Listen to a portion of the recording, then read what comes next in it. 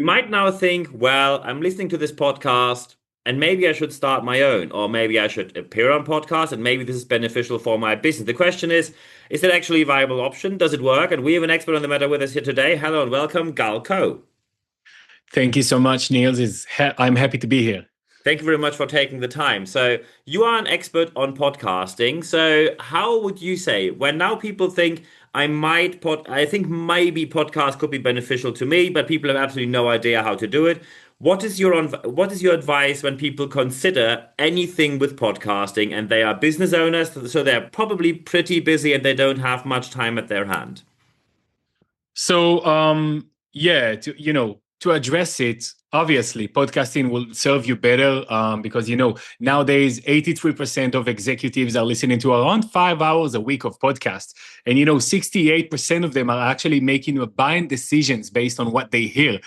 So, just to be out there on podcast, I bet that most of your competitors or the listener competitors are already trying to do it. But to open up a new podcast yourself, that is something that I will not recommend to anyone. Just because you're a founder, you already have your own job, your own things to take And care I for. can tell you, it is a lot of work. Anyone who sells you the online class of do your podcast is just 1 hour a week, here are the news, it's not. It is Yeah. way more work than that. Yeah, and statistically speaking, most podcasts die within the first 7 episodes, Yeah, and most of them doesn't even get to 1,000 monthly listeners in a year of effort. yeah. So to be a founder and to open up a new podcast, that's insane, and I would not do it. What I recommend people to do is to hop on podcasts that already established their audience in Yeah. their industry, and to go from show to show, but borrow the audience and get the trust that you want. Because one show, obviously, it's not enough. But when Mm. you multiply it and you repurpose it in a ways that, it's super easy to repurpose podcastings at the moment. You can create blog posts, newsletters, long form, short form, whatever it is that you want from one episode. And you got all the angles, you got all the, insights that you share. So it Mm. is the fastest and the best multiplier that I've seen in content, and I've been in marketing for 14 years now, over 14 years now. So yeah. Yeah. Excellent. So I can tell you it was a lot of effort to get where we are right now. We have more than 100,000 listeners to this podcast so far. We had quite a number of top rank, which probably why you got in touch with us and you passed the barriers that we set because we roughly receive 300 pitches a month and we accept roughly 10 to 20 people per month maximum. So well done you here. When people now Thank wonder, you. okay, I'm a founder, I should be on a podcast. However, doing that research and finding the right show and doing the outreach, how can that be done without spending 10 hours a week on either outreach or research? Oh, wow. So before we get into the research and the outreach and how to pitch yourself on shows, I think that, most business owners at the moment, they think that they're not a right fit for a podcast. Now, that's the thing that we need to, tackle first, because most people think they have to have a certain amount of followers, for example, or, Forbes 30 under 30 list, Yeah. or a perfect company or a perfect brand. But the fact is that they don't need all of these. They just need a story, a lesson to share, some sort of a transformation, and a message that helps people. That's actually what got me here today, because I can help founders and listeners to get on podcasts. But the thing is that your story is your authority and it's your experience. And this is what I need to boost first before we get to research and how to pitch. So after we've done that and we basically, changed your perspective on podcasting, that's when we actually try to pitch and Mm. research and all of those other things. Now, I actually have a very good framework that I use in order to find and vet the right shows. And the way I did it is, I got scammed. It is shamefully to say, but I got scammed and I paid $200 to be featured on a show with a name that its name is so good. Um, do you know Chris Voss, the FBI negotiator? Never Split the Yes. Difference, the Yes. book. Of course, I know him. Yes, of course. Yeah. Amazing, right? So one day, January 2024, I opened my email and the Chris Voss show was pitching me to get on this show. It only costs $200 and it is a 30-minute session. And I was like, oh my God, Chris Voss actually contacted me and Yeah. mentioned me, and maybe I'll get on his show. So I didn't dig deeper.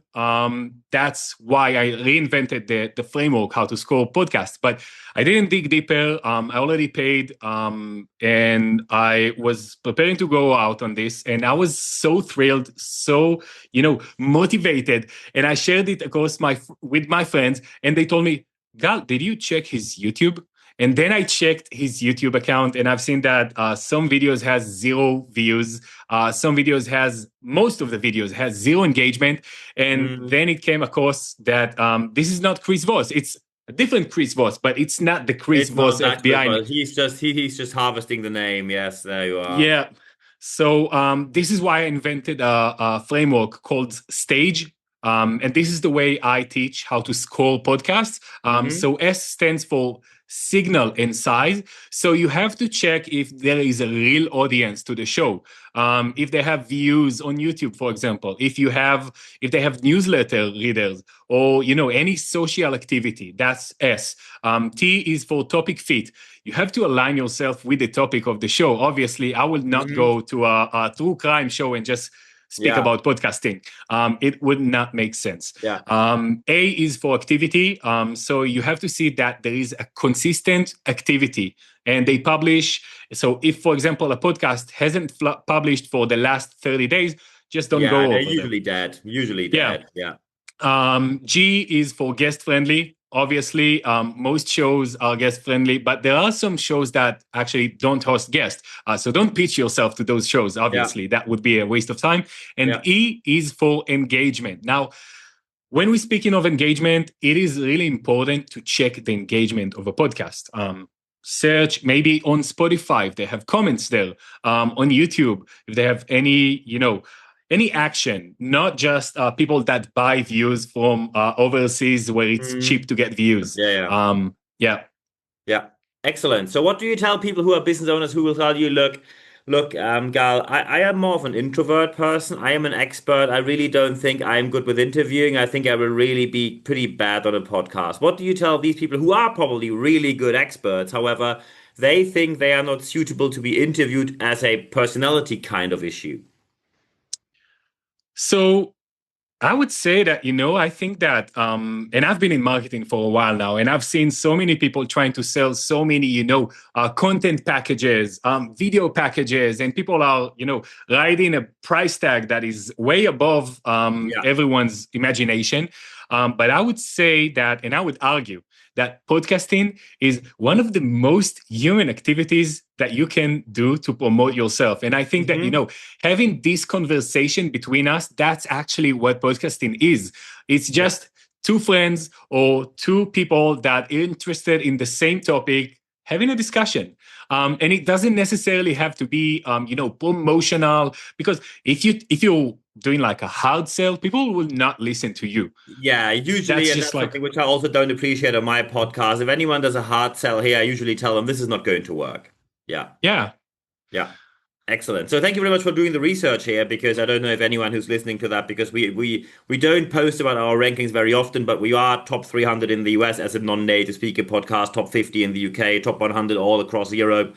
So we're doing pretty well, and we don't have any kind of fake outreach. I'm running this for 6 years now, so I built it up from my kitchen desk to where it is right now. When you now say people think of, okay, I'd like to be on these podcasts. However, what is it that you can do for me? Let's say someone approaches you and they say, what can Gal Co do for me? What is it, how you help people specifically? Well, look, I've been in this industry for the past 2 years now. I've been in touch with over 1,000 shows. I've put founders on over 600 episodes. Wow. But the way that I repackaged my service now, it is that, I just want to help everybody, because I feel that podcasting is sort of a movement. I think that, all those marketing gurus and content gurus have sold you up so many lies. So I just want to open up that movement to everyone. So actually, I have a school community that is totally free. And I do Matchmaking Monday Mania.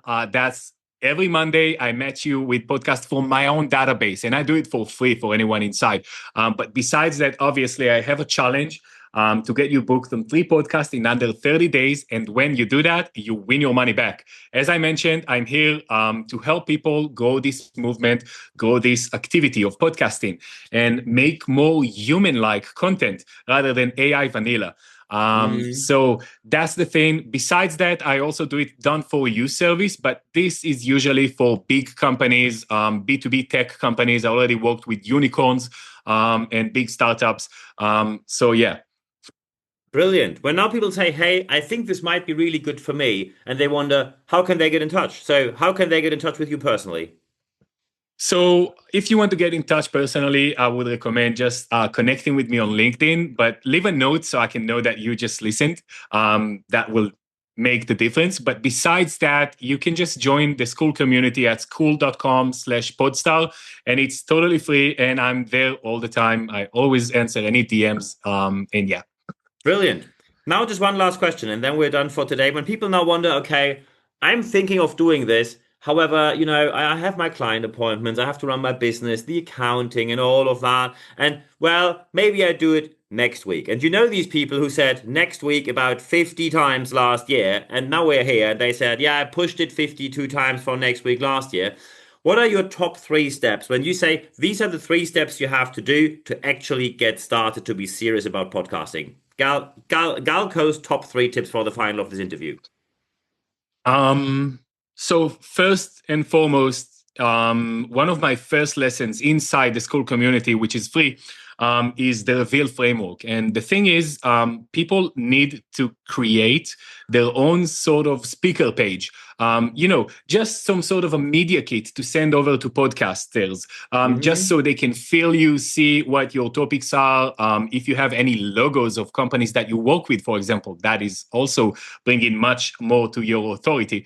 That's the first thing. But, I think that if people don't find their intrinsic motivation to do something, they will not do it. But I can tell you that for sure, some people that haven't done this reveal framework and didn't create this profile speaker, they just entered the community, they just spoke in a bit, was active, and they already got booked on shows.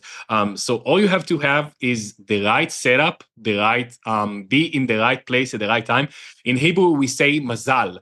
Mazal means luck, but mazal is also makom, which is a place, zman, which is time, and lamed is lif'ol, which is to act. So you have to be at the right place, at the right time, and to act.